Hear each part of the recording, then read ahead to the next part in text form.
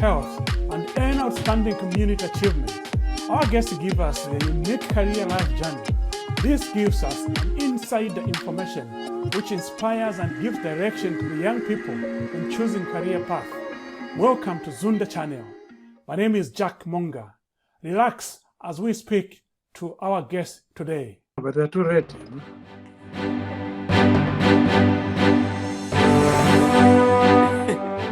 Right. All right. Welcome to Zunda Channel. My name is Jackson. Today we are talking to Jubilee, who is our guest on Zunda Channel today. Jubilee, welcome to Zunda Channel. Thank you very much. Now, Jubilee, could you tell me more about your childhood? So I was born in Zambia, to be specific, in Mazabuka, the southern part of Zambia. I would say I was a miracle baby. When I was born, I was so small. My mom and dad used to live in Lusaka, so my mom had gone to visit my grandma in Mazabuka, in Magoye. That's where my grandma was. And she wasn't full term yet. I think she must have been about 28 weeks when I was born. So, and the night I was born, I was so small, they didn't think I was going to make it. So some of my grandmothers, especially on my dad's side, they were even joking, saying, let's just put her aside. And when we wake up in the morning, she'll be gone. She'll have gone to be with the Lord. We can't trouble somebody who's so small like this. But I have one of my maternal grandma's cousin. She was very passionate about it, and she wrapped me around her body the whole night, and that's how I survived the night. And the following day, they took me to Mazabuka hospital. But then Mazabuka hospital, it's just a Mazabuka district hospital, very small. So they didn't have all the equipment that they needed. So they had to transport me to Lusaka. Unfortunately enough, in Lusaka, that's where mom and dad came from then. My dad was working in Lusaka. My mom was a housewife then. So that's why I was transferred in Lusaka and stayed in the incubator for, I said, over a month or so. So I was very premature when I was born. And that's how I grew up as a baby. That was. And my mom tells me when I was in the incubator, I don't know, I haven't verified this. In Zambia, they don't keep newspapers and so on. But she told me that, that night, some midwife had forgotten to regulate the temperatures for the incubators. So they never used to allow moms in the nurseries. So they would just go and visit in the morning. They would leave the milk and then they'll go back and come back in the morning. So according to her, that night, the midwife didn't regulate the temperatures. So she said the baby's burnt to death. And there was one of the survivors. I don't know who it is. And she used to tease me because I was very darker than my friend, my siblings. Says I was dark because of that. All right. Okay. Thank you very much for that, background about your birth. Now, tell me, when you grew up from the time after you became a baby, you started school, and do you know exactly what was your first primary school that you attended? Right. So when I could have been maybe 4 or so, they moved. My dad found a job as an accountant, so he moved from Lusaka. I think his first posting was in Bolokoso. That's in northern part of Zambia. So that's why we moved. And I believe my first primary school, my first grade was in Bolokoso. We stayed there for, could say maybe 3 or 4 years. And then we moved to Mansa. Mansa is Kasama, not Mansa. Kasama. It's not far from Bolokoso as well. It's still in the northern part of Zambia. And we stayed there as well. And then we moved to, those days when you were an accountant, they said you shouldn't keep accountants in the same district or company for a long time because they start stealing. So as a result, every 2 years we had to move towns, but within Zambia. So I grew up moving about. We moved a lot when we were young, yeah. Right. Okay. Yeah, so I guess you finished the primary school, could have been in Mansa or Where else did you go to where you finished your primary school to going to your secondary school? Unfortunately, it doesn't in Mansa. So, not Mansa, Kasama. From Kasama, we moved to Kitwe. I think we stayed in Kitwe for a year. I'm just saying the ones that I can remember. But then from Kitwe, we moved to Mongu. And then from Mongu, we moved to Kasempa. Kasempa is in Northwestern. When we moved to Kasempa, I must have been in grade 6.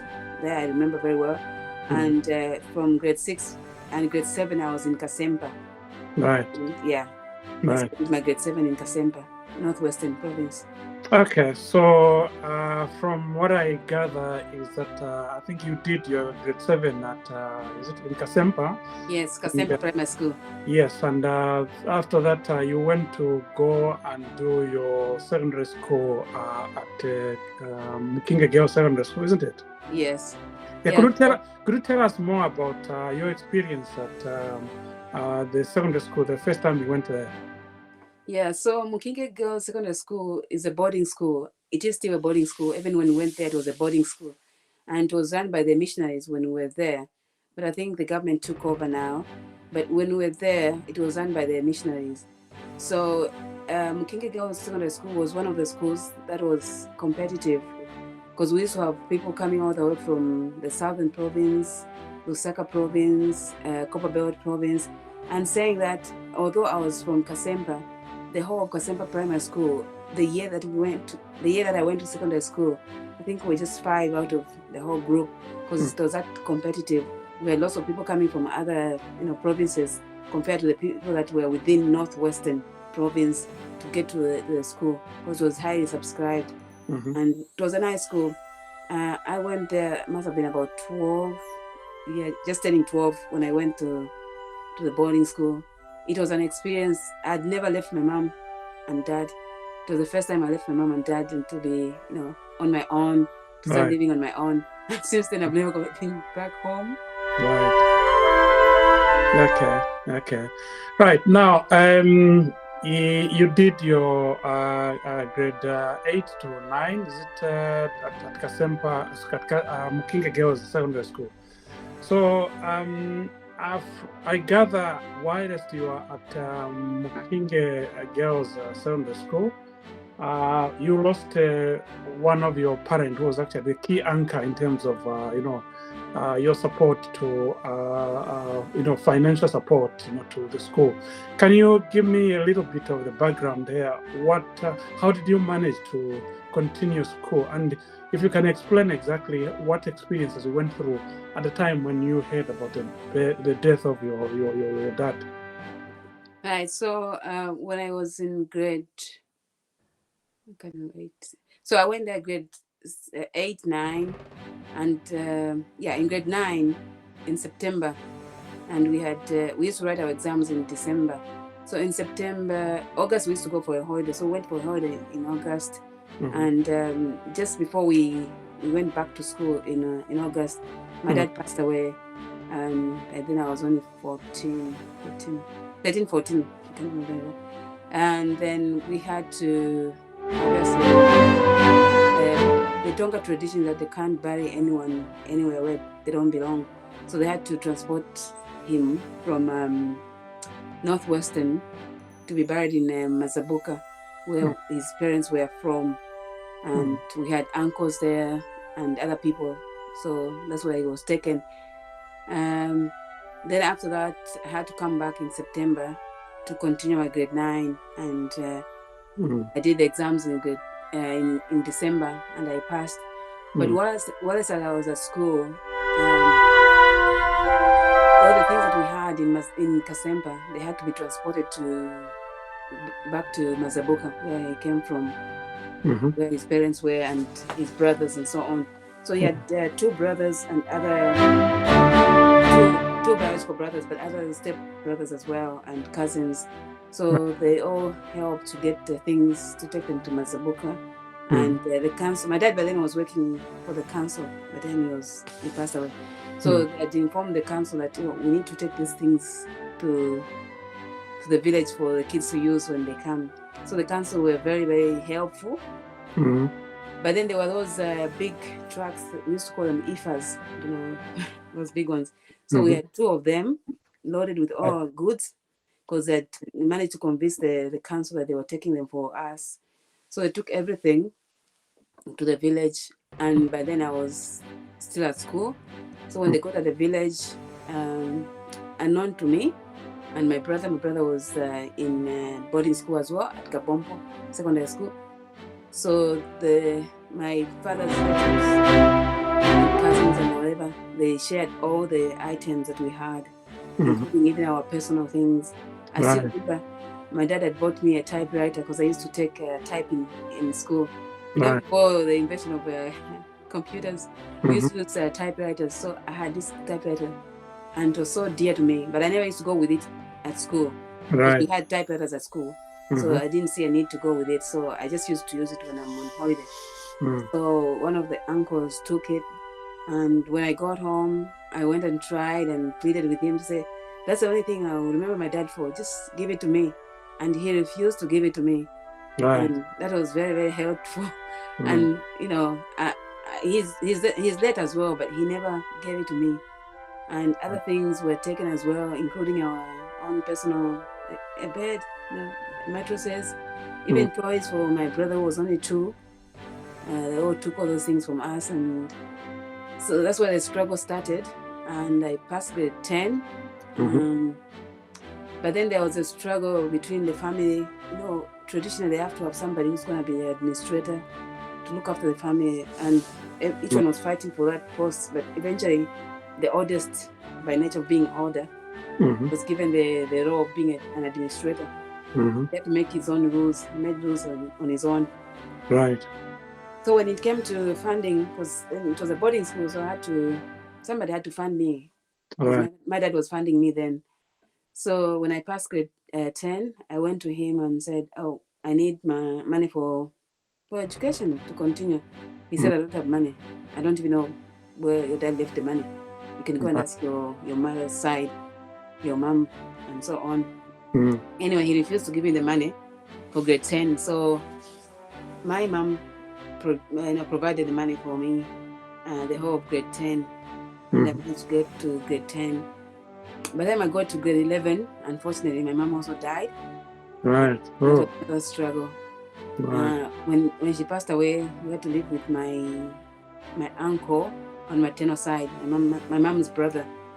He wasn't a rich man. He was a farmer. He could manage to feed us. But when it came to school fees, he wouldn't manage. But then my uncles on my father's side still had all the items that they had. Every time we suggested they can sell some things to send us to school, they were not willing.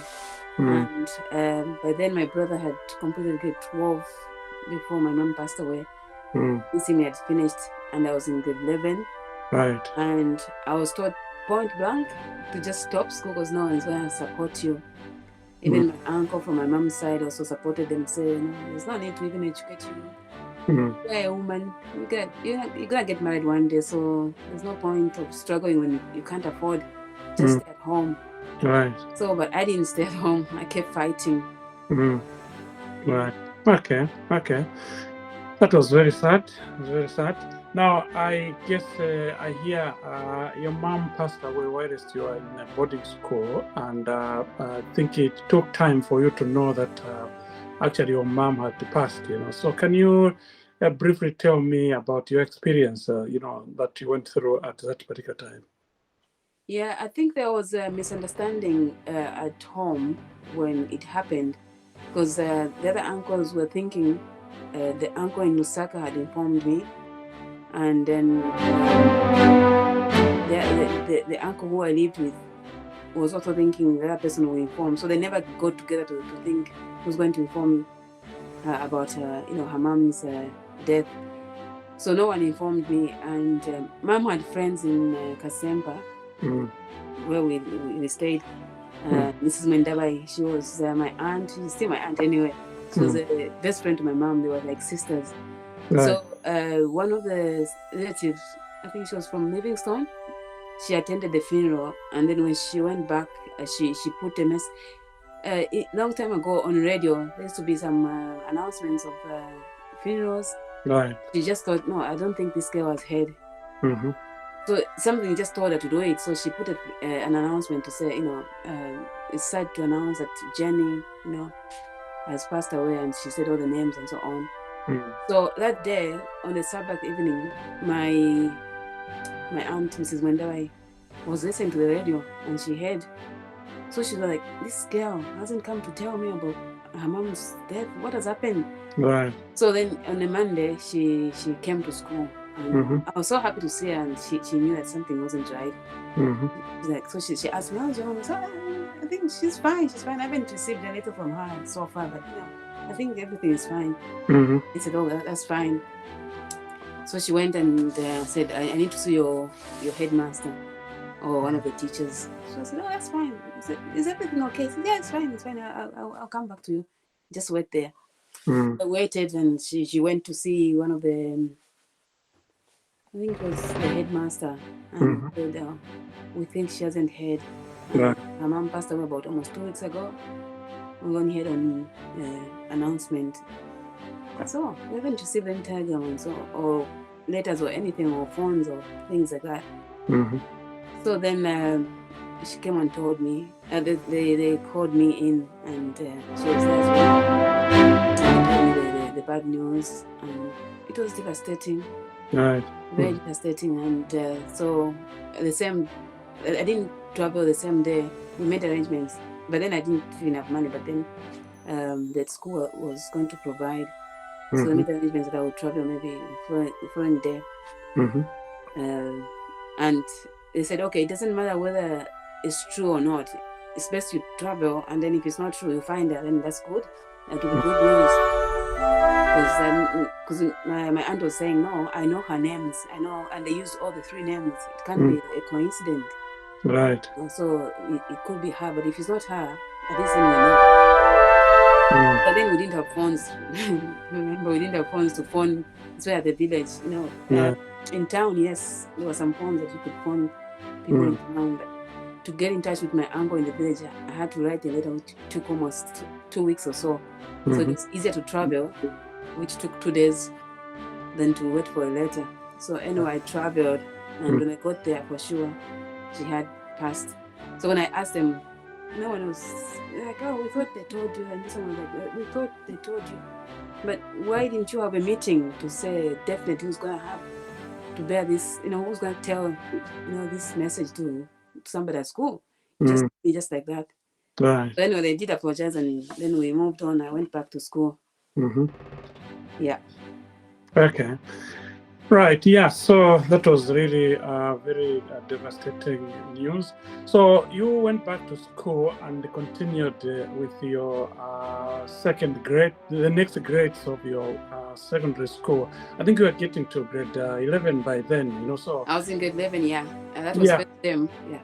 Yeah, first term. Now, I know from what I gather is that I think a few things happened there between grade 10, so between grade 11 and grade 12, your final year of our secondary school. Could you just tell us how you managed, through the struggle in terms of the funding, and also, what role did the school actually play in order for you to complete your secondary school? Yeah. So anyway, I went back for holidays in. That was the first time when I went to the funeral. So when we used to go schools used to go on holidays on April. So I didn't go back in April. I stayed within Kasemba with my auntie, Mrs. Wendawai, and then went back to school beginning of second term. And I told my uncle that I will need money for second term. Yeah, I said, yeah, that's fine. So I was hoping by the time I get home to school, they'll have sent the money. So when I got there, they had not sent the money at all. Right. So anyway, my head teacher arranged for some bursaries, because we have to do something about the bursaries, because we don't know whether they continue paying for you at this. No, actually, no. I went home. I went home. I wanted to go and see my siblings. So I got there, And when I got there, when it was time to come back to school, I asked for money from all my relatives, my uncles from my father's side. They said, "Oh, your mother's side will sort it out." They were all not taking responsibility. No one was willing to sponsor me. So anyway, my grandma then was still there, my maternal grandma. Right. She had some money, but the money she had was just enough for transport, nothing else. And that transport, I had to walk from Mazabuka, where we were living, from Hanjarika to Magoye to get a train to Kitwe. That's about 15 miles, 15 kilometers or so. Yeah, about 15 kilometers, yeah. So I had to walk with my cousins helping me with the bags. So if I got there were some cars we used to use, some lifts to get to Magoye. If I used any money, I wasn't going to manage to get from Magoye to Kitwe. So that's why I had to walk. So anyway, I walked that distance with my cousins. It wasn't bad because we were just walking and joking and we just loved it all. Right. But bear in mind, no one gave me money for boarding school. Nothing. Not even pocket money or anything. All I had was just a little money from my grandma, which she was tying around her chitenge. Those wrappers, we call them chitenges. So she would tie them around the corner there. So she gave me that money. I don't even know. She didn't even know how much it was, but she said, "Here you go. Use it." So then I went, got a train, and managed to get. The money was just enough to get me to school. I go to school and I go straight to my head teacher's office. And I tell him to say, "You know what, I've come all the way and no one has given me money." My uncle had said, "I will send you money in 2 weeks' time." That's what he had promised, Right. After I cried and so on and so on. "You go, I'll send you money. I have to look for some money, I'll send you 2 weeks." So I told my headmaster to say, my headmaster is called Miss Antaimo. Yeah. So I told him, say, I don't have any money. And if you have to send me home, you're going to have to give me money because I don't even have transport money to get me back home. No. He looked at me and said, "Yeah, you serious?" I said, "Yeah, I'm serious." I just you could see the big man in tears, like, "You know what, go to your room, go to your room."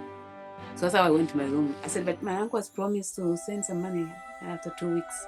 So I said, "Okay." So I said, "But what about the other things? Like, when you're going to boarding school, you need some soap, some lotion, some washing up, powder for your clothes, and other essentials, books, and so on."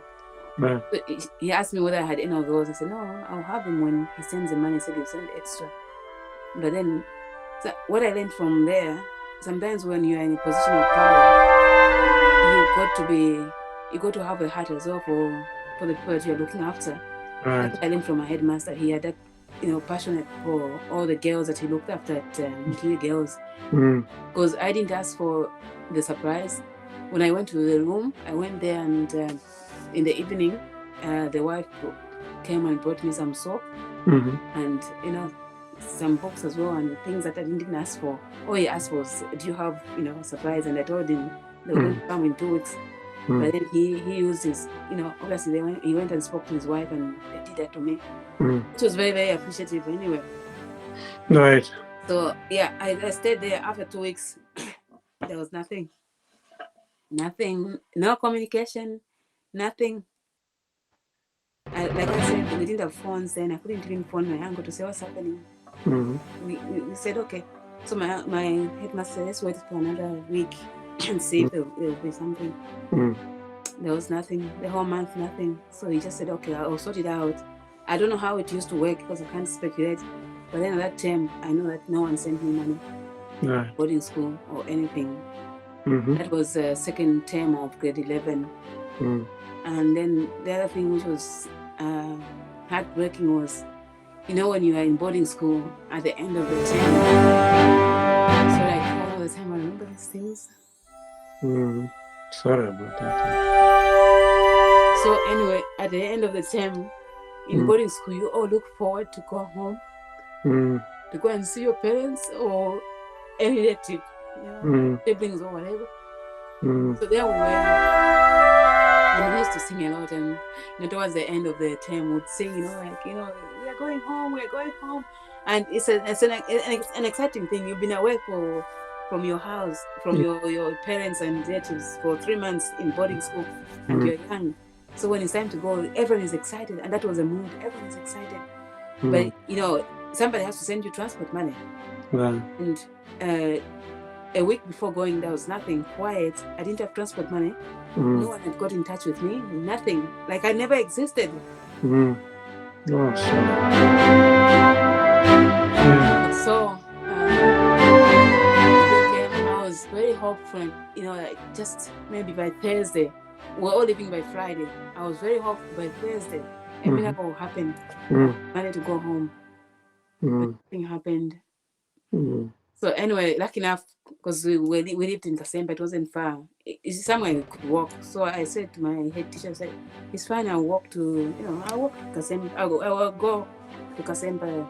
Mukinge is within Kasemba. So I said, I'll just go. I've got my aunties and the other friends to my mom. They'll look after me. I said, oh, that's fine. So we made arrangement. The school transport anyway took me, and lucky enough, Mrs. Mendabai was there. And she welcomed me, and everything was fine, and we stayed. And immediately I wrote a lot of my uncles, other uncles that I knew. I had one uncle in Serenge. He was a teacher. I wrote to them to say, no one sent me transport money. Can somebody volunteer to at least pay for me? Because even, my other uncle had promised to pay for me. No one paid for my boarding school. And I don't know, it's God's miracle that they didn't send me home. So can somebody do something this time, please?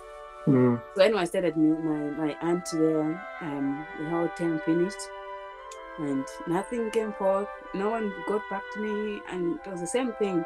And just when you have faith and you just you're determined. There again, I go back to school. Right. And this time, I just told my headmaster, to be honest with you, no one has even made a promise this time. At least that time they made a promise, although they never did it. They made a promise, but this time no one made a promise. No one got in touch with me. But this time, Mrs. Mendabai had given me all the supplies for, that I needed as a girl, and some pocket money. But obviously, she couldn't afford as well. She had a family. She couldn't afford to pay my boarding school. It was quite dear by then. So when I got there, my headmaster said, "No, we need a payment solution. I think we know that it's not gonna happen. No one is gonna pay for you. So I arranged for a bursary, and this is how it works." So he arranged. I said, "You have to sit for an exam." Because they have to justify why they should give you. So, and then there were other students also who were struggling. He says that exam is a competitive exam, so I can't just give it to you on your own because you're not competing with anyone. So I have to get about 5 people. So it's up to you. You have to work hard. So we got 5 people, and they were just going to sponsor 2 out of 5. So those who were struggling, who we knew were also in financial problems. So I came and I did that exam, and thank God I passed that exam and offered to sponsor me for the rest of the government offered to sponsor me for the rest of my education up to grade 12. And they also offered to, buy books. But then the essentials I had to provide, things like transport, still I had to provide. Yeah. So that was the 3rd term of grade 11. So I managed to finish through. So then one of my uncles, actually it was Mrs. Mandaba, I said, no, I've got some money this time. You haven't seen your siblings for a long time, so you need to go siblings in the, back home.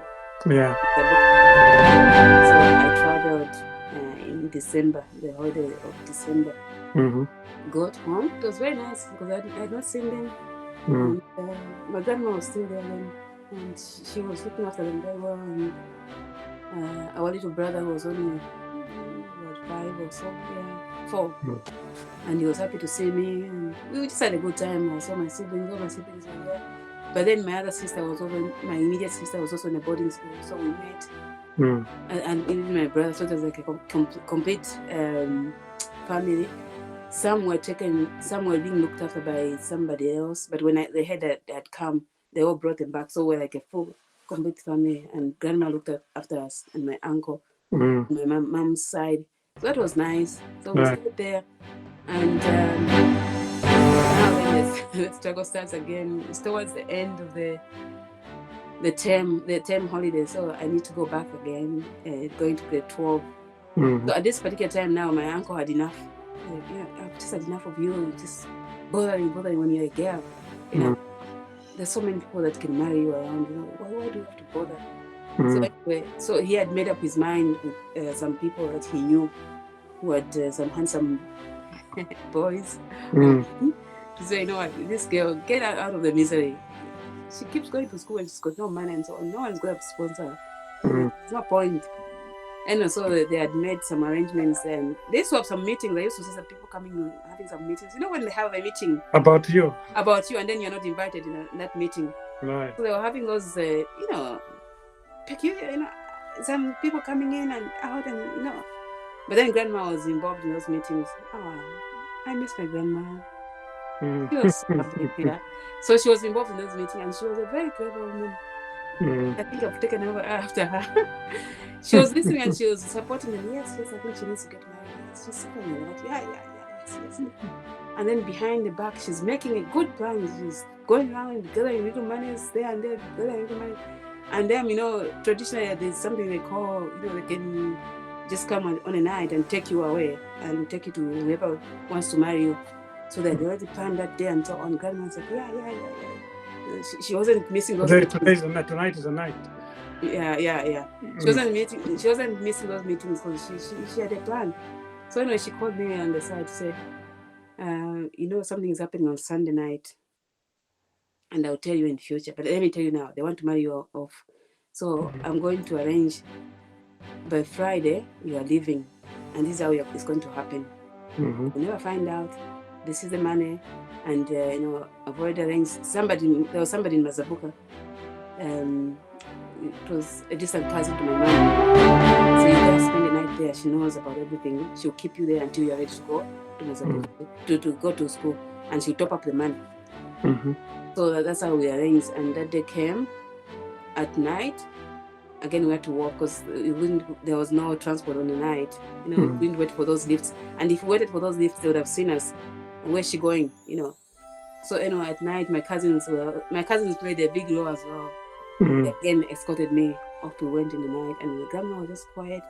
Off we went in the night, and in the morning we got to Magoye, and I got a lift to get to Mazabuka, and my auntie, a cousin to my mom, was waiting. So I got there, and she said, "Oh, I know about everything." I think she had traveled, and then I knew all the arrangements.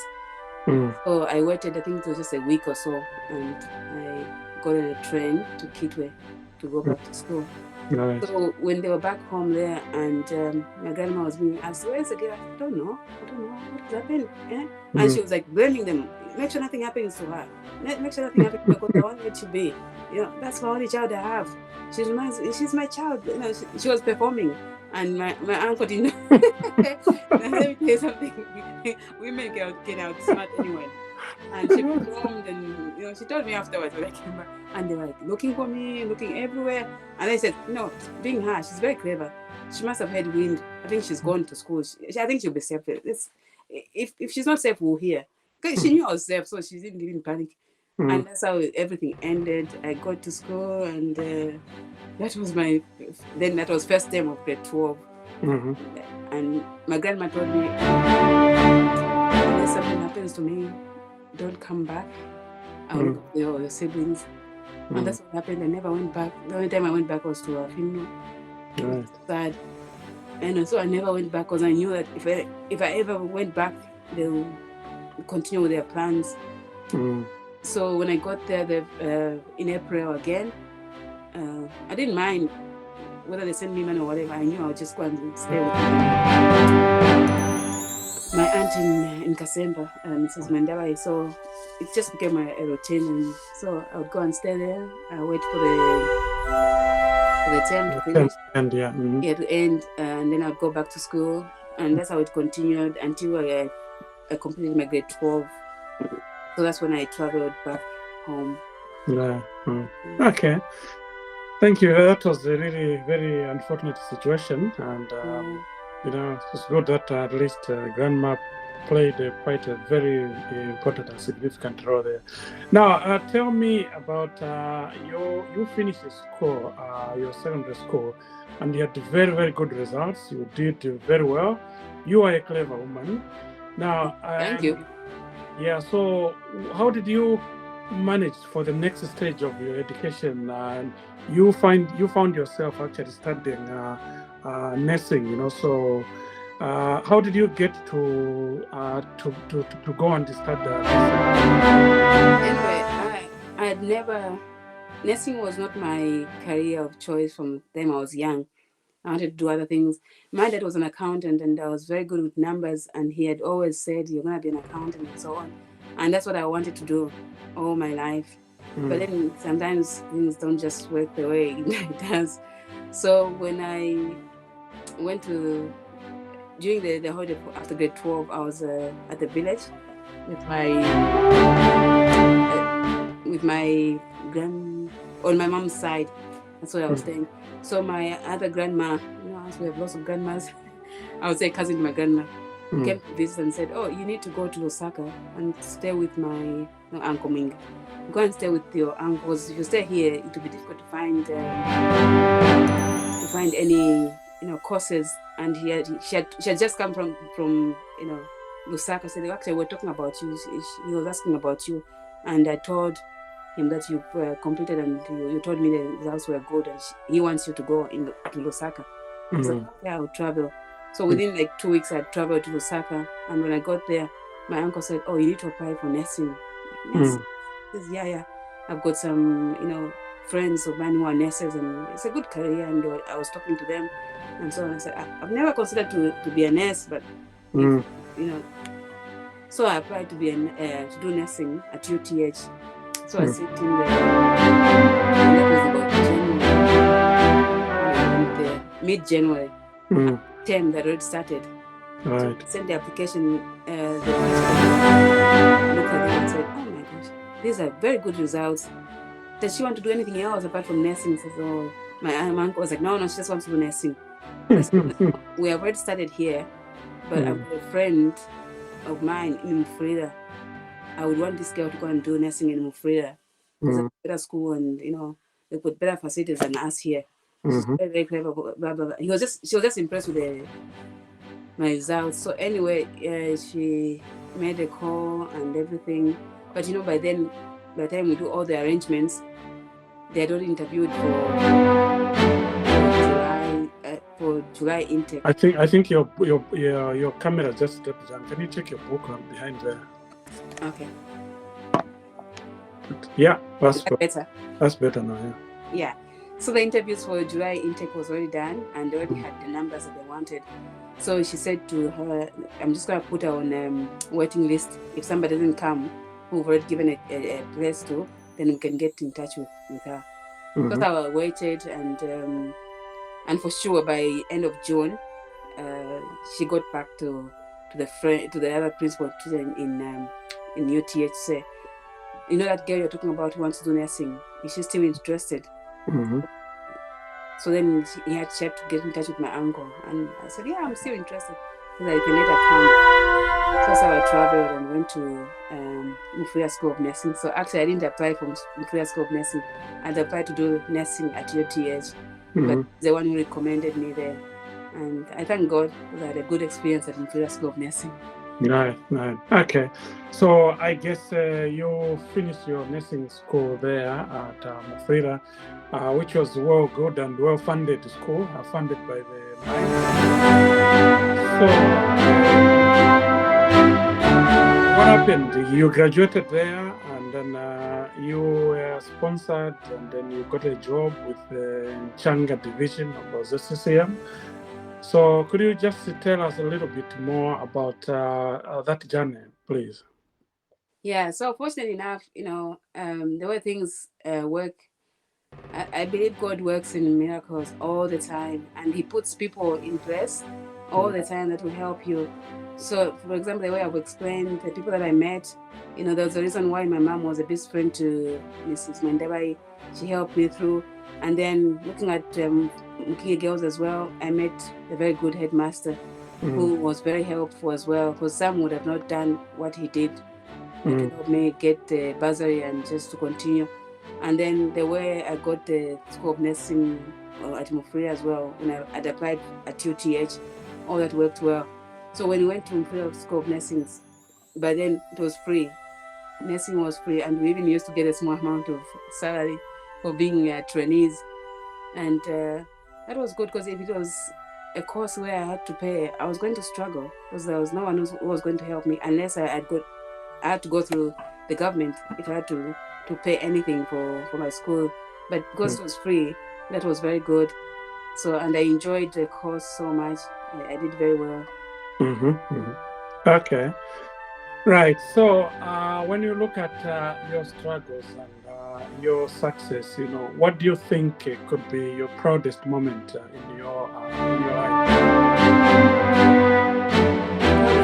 I think my proudest moment was when nursing graduation. When we graduated, I was the best practical nurse. So that was very, very good. Yeah. Okay. Yeah. So I know you've gone through a lot in life, and now there are a lot of young girls, struggling around, probably wanting to get married, or they want to be married. Not because they want to, but they are forced because of circumstances. What would be your advice to those young girls who are actually pressurized to get into a marriage relationship, even when they still want to proceed with their careers? What I would do as a girl, I think you need to be determined.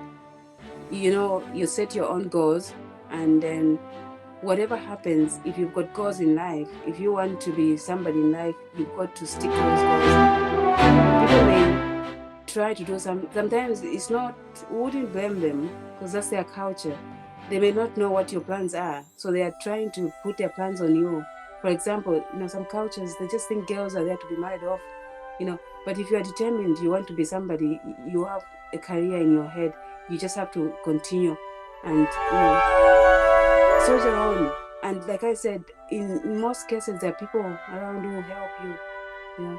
It's just about doing whatever you want to do, work hard, and just, that's what the other thing I wanted to say. If I wasn't what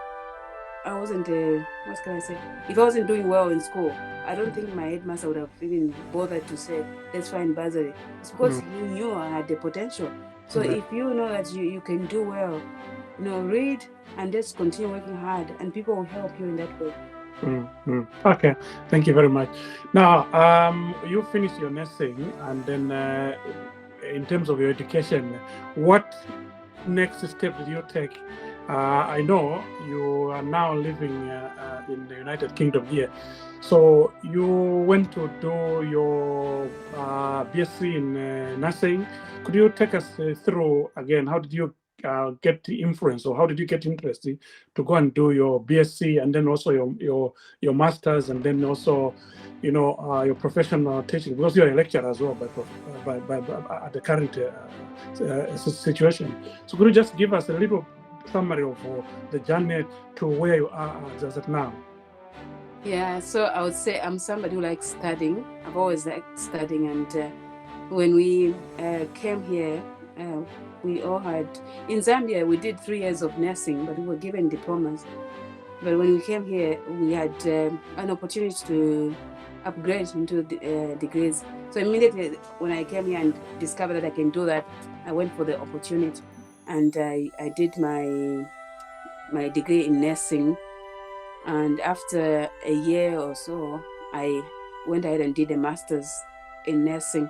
So when I finished doing the master's in nursing, I thought, what am I going to do with the master's in nursing? So I had a choice, either work in a bedside or do something else. So I discovered that I can do teaching. So I went and did another course in lifelong teaching. It's called lifelong education. So I did another master's in that, so that you can become, you can lecture. You can lecture in college or in university. So the choice is yours. Okay.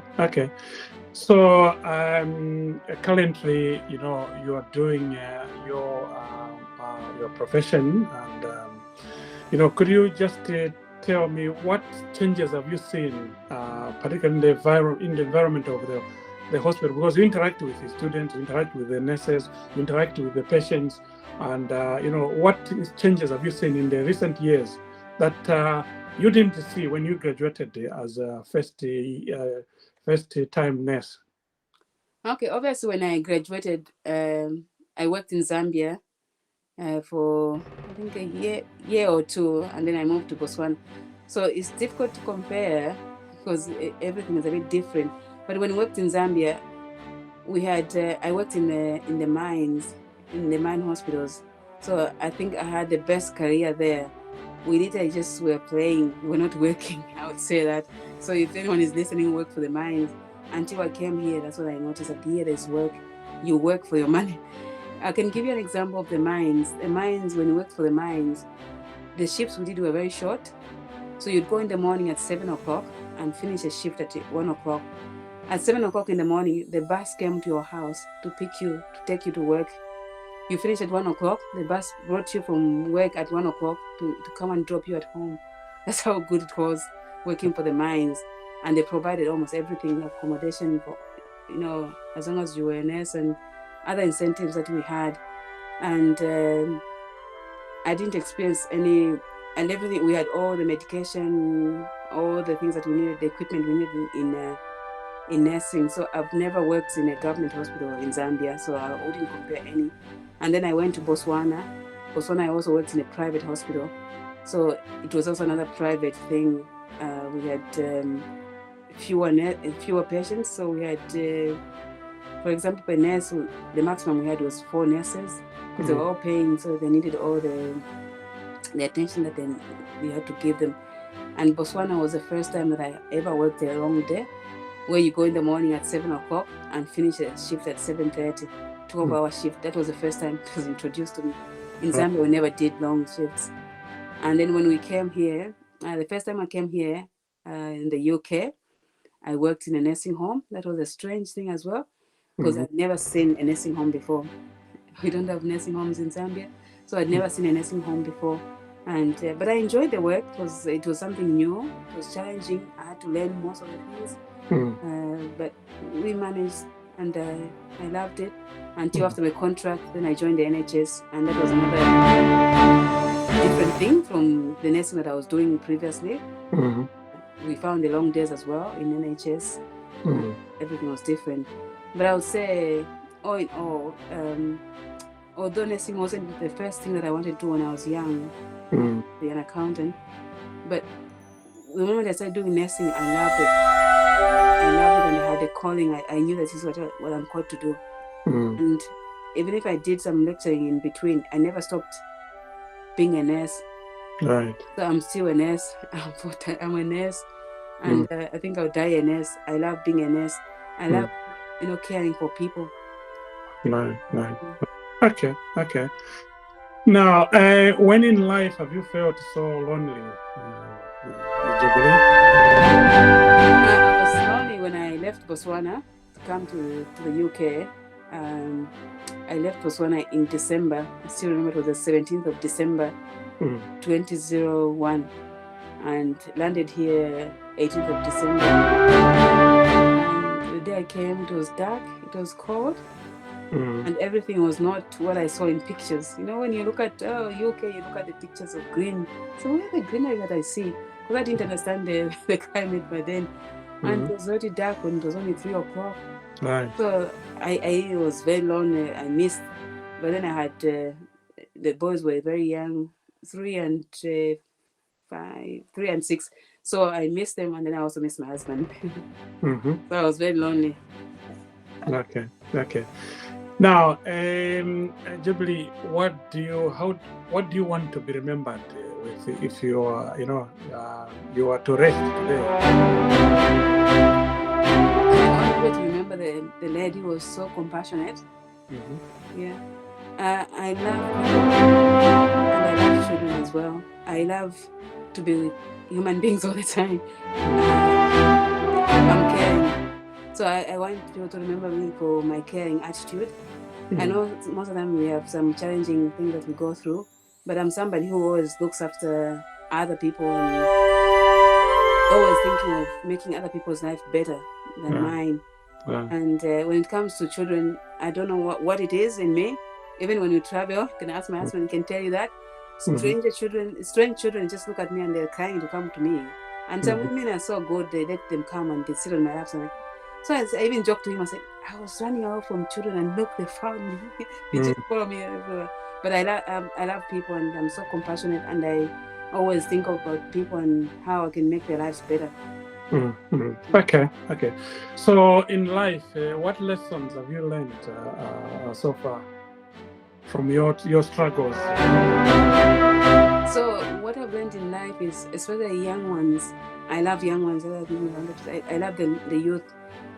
As adults, we should never look down on young ones, because we think she will amount to nothing, he will amount to nothing, but that's a lie. You know, if every person was created with a gift in them, and that gift is suppressed because people don't help other people to develop those gifts that they have. No, so if I didn't have people that helped me to develop my gift that I have, it was going to be suppressed. Yeah, you go and just do a career that you go and settle in a life that wasn't meant for you because no one was willing to help you. So when we see children suffering, and for record's sake, my husband and I have sponsored lots of children. If we were to make a classroom, it would be a full classroom, because that's what we believe, that the young ones are the future. For if you develop the young ones, you're developing everyone in future. They'll be the leaders. So I believe that let's not look down on young ones and help them. Those who are willing. I know you can't help everyone, but you have to try. We have helped lots of people, and it's up to them. If they find they can't go ahead and develop, it means that's their potential. But those who've got potential to develop, through your help, they can develop and they can get to where they're going. Okay. So now, obviously, Jubilee, you are coming to your birthday, which is a very big 0.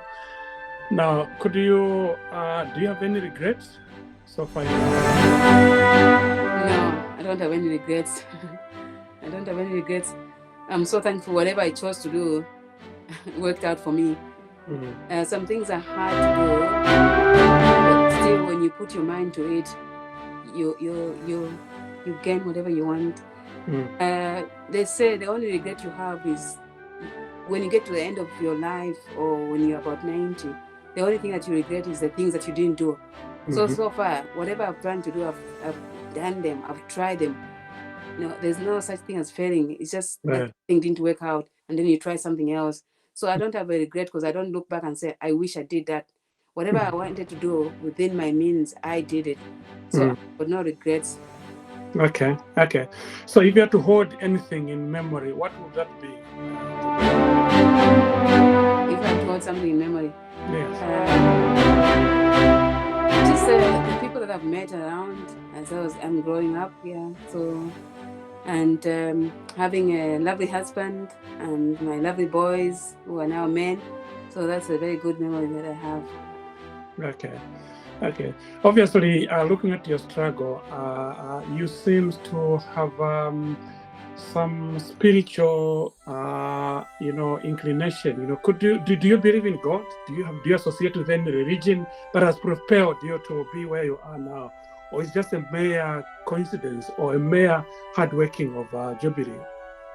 No, I believe in God. And I know, like I've told you, that everything that I went through, I know that God had put somebody who helped me, and He had strategically put somebody to help me all the time.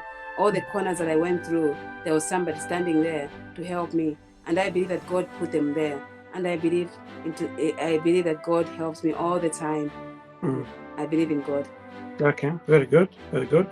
So now, you are a professional, you are a nurse, you are a lecturer, you are a businesswoman. Now, if you were to advise, young people who want to begin in careers, and as you know, Zunda Channel is actually, the main purpose of Zunda Channel is actually to inspire young people who are starting up in careers, what would be your final advice to that young girl, that young man who is actually struggling in life, so that they can have a step, towards a career of some kind? I would say, don't give up. Don't give up. Keep going. whatever career that you're doing, sometimes it's very hard, but just know that, with once you're determined, you can do whatever you want. Don't give up. Because the moment you give up, this is when you get to your age, you get to 50 or 60, and then you have things to regret about. So in life, make memories and work hard so you don't have anything to look back and say, I wish I did that. So it's better to do that thing and then you don't succeed, rather than growing up and looking back and say, I wish I did that. That's when you find people get to the end of their life and thinking, wow, I wish I'd done that. Right. Okay. And finally, do you like traveling, and which places have you visited, if at all you like traveling? Yeah, I enjoy traveling. We've visited lots of places actually. We traveled a lot with my husband, and as a family, we did travel a lot. So there are places like Canada, USA, Australia, New Zealand, Dubai, Abu Dhabi, Botswana, South Africa. Just to mention a few. Within Europe as well. Okay. Now, thank you very much. Now, what would be your final words? What would you advise children that we try to help this time? What would be your final words to that young person? What I can say to anyone, that there's no one who stops you from doing anything. The worst enemy is yourself. Yeah. So if you keep up with yourself and just be determined in whatever you do, you will succeed. But the moment you start listening to people and you've got no footing at all, you just go with the wind. Whoever comes and tells you you need to do this, and you go with them. Most of the time people will give you advice, and then you ask them, have you done it yourself? And then they say that they haven't. So you think, what are you basing your advice on if you've never done it before? I can give you an example of teaching. When I wanted to do my teaching, I applied for the course, and I spoke to a few friends and told them I was going to be a teacher. They said, why are you doing it for? No one is ever going to give you a job. Of course, I've got an accent, and I'm very proud of this accent. I don't want to make an effort to change my accent for nothing else, because I was born with it. If you're born here, yes, you have an accent, or you came here when you're young. But, if I'm going to change accents, so it meant I've changed an accent when I went to Botswana. Go somewhere else, you change an accent. How many times are you going to change an accent? So I have maintained my accent for a reason. I'm Tonga, from southern province of Zambia. So anyway, so that's what they were telling me, that no one will hire you because you've got an accent. But I didn't listen to them. I did the teaching, and people put words in your mind and they put the fear in you. So even when I went to attend the interview, because I was the only black person in the UK at that time, when I went to attend those interviews with about 6 other ladies who were white. So automatically, because people were already putting fear in me, I had already written myself out. I'm like, oh, I'm not going to make it. I remember telling my husband when I came back from an interview, say, oh, it's fine. I attended the interview. It's just for learning purposes. I don't think I'll get it. But when they phoned me to say, you got the job, I'm like, what? How did I get the job? It's because, sometimes the mind will work on you because of what people feed, what we feed from others. So if you've got a vision, it's your vision. You hide it from people. Right. You don't go showing your vision to everyone. That's what I've learned in life. The moment you start telling everyone your vision, they will discourage you so much. Even whatever you're doing, just do it until people should see the results. If you share your vision immediately when you're just conceiving it, just like a pregnancy, you don't just share the pregnancy in the first week. People will see it. Oh, okay, something is happening. They are going to have a baby. By the time you share, maybe you're already gone. So it's the same with the vision. When you conceive the vision, when you have that vision, so you're going to do something, keep it yourself. If you have to share it, share it with people that are very, close to you. Okay, thank you very much. And I guess you've got a family. You've got a family. Can you just maybe 1 second, 2 seconds about your family? You've got a family, isn't it?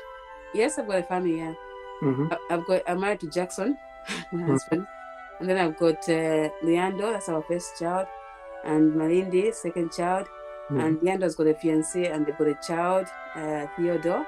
So I'm a grandma as well. And then I've got my sisters. I've got 4 sisters and a brother, and lots of cousins. Okay. Right, here you are, subscribers and viewers. This has been Zunda Channel. This has been an exclusive Zunda Channel interview with Jubilee, who is a very successful career woman. She's a business person as well, and very, very intelligent woman as well. So I hope we are going to, inspire the young people that we help around, so that they can get, to understand a little bit about careers in nursing and, other aspect of health. Thank you very much, Jubilee, for agreeing to attend to us today. Bye-bye. Thank you very much. Bye-bye. Thank you for watching. Remember to subscribe to this channel so that you can get notification when new videos are released. And if you are interested to take part in this program, contact us at recording@zundachannel.com.